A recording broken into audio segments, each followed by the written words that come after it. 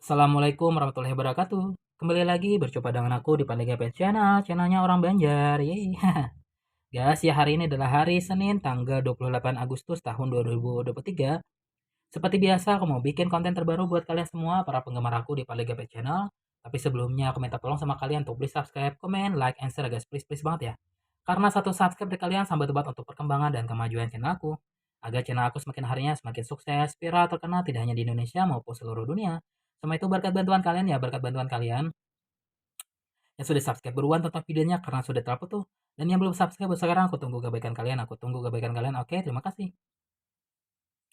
Jadi ini ada komentar di kolom komentar YouTube aku ya guys dari salah satu penggemar aku, subscriber aku juga dan dia ada cat lovers juga yang lumayan banyak melihara kucing peliharaan di rumahnya. Beberapa di antaranya itu ada kucing ras seperti Persia, Angora, Sphinx ya, Siam ya, Maine Coon dan lain sebagainya. Dan juga ada kucing kampung ya. Pokoknya dalam satu rumah tersebut rame banget, heboh dan lucu ya, gembira ya. Nah, dari banyaknya kucing tersebut ya, nah ternyata ada masalah terhadap kucingnya ya. Yakni kucingnya tersebut mengalami penyakit pembuluh arteri gitu ya. Lalu si pemilik kucing bertanya kepada aku ya, "Kakak, apa Kakak tahu alasan kucing pembuluh arteri? Penyebabnya apa ya? Dampak positif negatifnya apa? Lalu bagaimana cara mengobati, menyembuhkan ya atau mencegah kucing pembuluh arteri?" Mohon jawabannya Kak ya.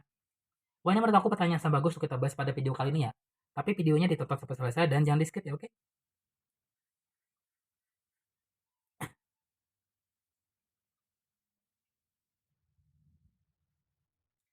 Nah, pembuluh darah adalah bagian dari sistem sirkulasi yang memiliki fungsi mengangkut darah ke seluruh tubuh. Pembuluh darah merupakan jaringan yang berbentuk seperti tabung berongga atau biasa dibilang seperti selang yang terdapat di hampir semua bagian tubuh kita. Nah, ada tiga jenis utama dan fungsi pembuluh darah yaitu arteri yang membawa darah dari jantung, kapiler yang memungkinkan pertukaran air dan bahan kimia darah, dan jaringan. Pembuluh darah pena yang membawa darah dari jaringan kembali ke jantung. Nah, aliran darah dari kiri ke kanan. Nah, pembuluh darah tidak seperti selang biasa yang ukurannya tetap, akan tetapi pembuluh darah arteri dan pena dapat mengatur diameternya untuk mengembang atau vasodilatasi dan menyempit vasokonstriksi akibat adanya lapisan otot polos di dalamnya.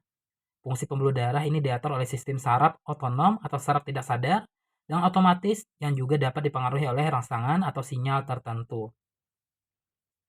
Nah, lalu yang pertama ini ya, struktur dan fungsi pembuluh darah. Lebih lanjut mengenai struktur dan fungsi pembuluh darah sebagai berikut ya. Yang pertama, pembuluh darah arteri.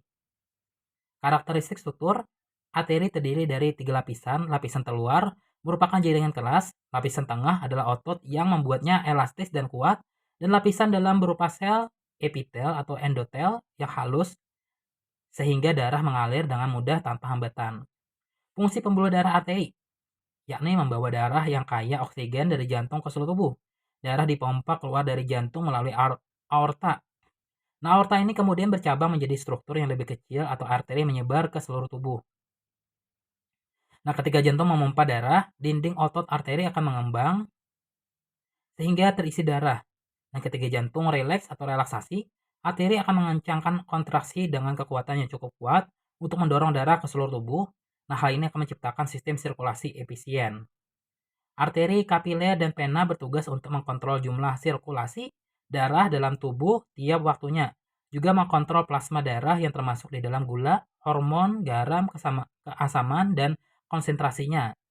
Tekanan darah atau blood pressure adalah komponen lain dari sistem kardiovaskular yang sehat yang membutuhkan pemantauan terus-menerus tubuh.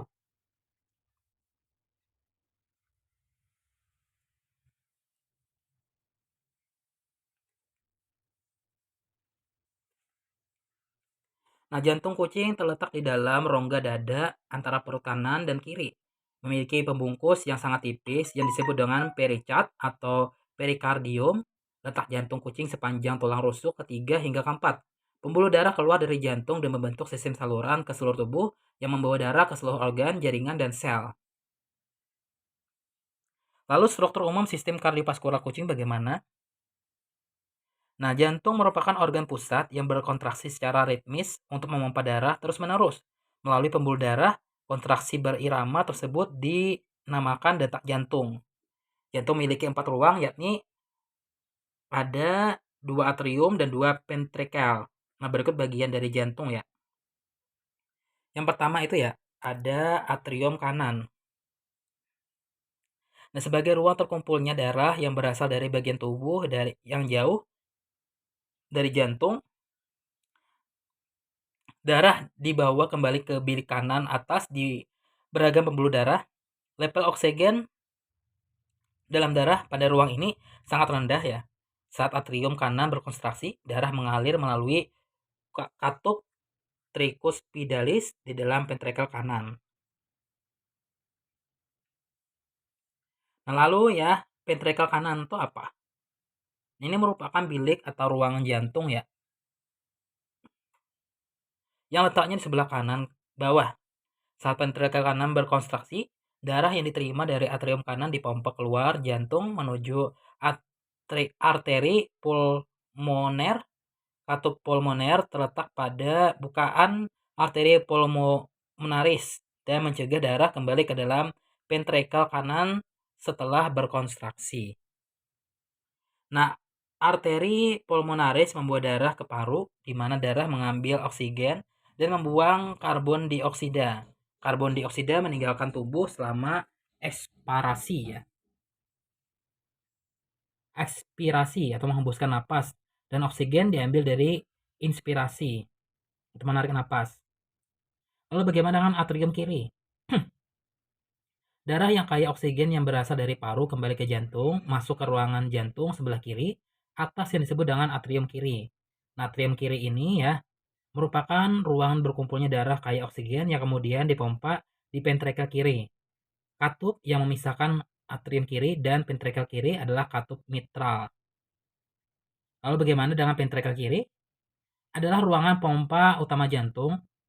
Ruang yang berada di sebelah kiri di bawah jantung ini bertanggung jawab dalam memompa darah yang kaya akan oksigen ke seluruh tubuh. Darah yang berasal dari ventrikel kiri masuk ke aorta melalui katup aortis. Aorta dan arteri lainnya mengedarkan darah kaya oksigen ini ke seluruh tubuh. Lalu septum itu apa? Septum adalah dinding muskular yang memisahkan sisi kiri dan kanan jantung. Lalu otot jantung itu bagaimana? Otot yang bekerja secara terus-menerus atau berkontraksi dan relaksasi sehingga memerlukan suplai oksigen dan nutrisi yang juga konstan. Arteri koronaris adalah jaringan pembuluh darah yang membawa darah ke oksigen dan nutrisi untuk jantung itu sendiri. Oke ya.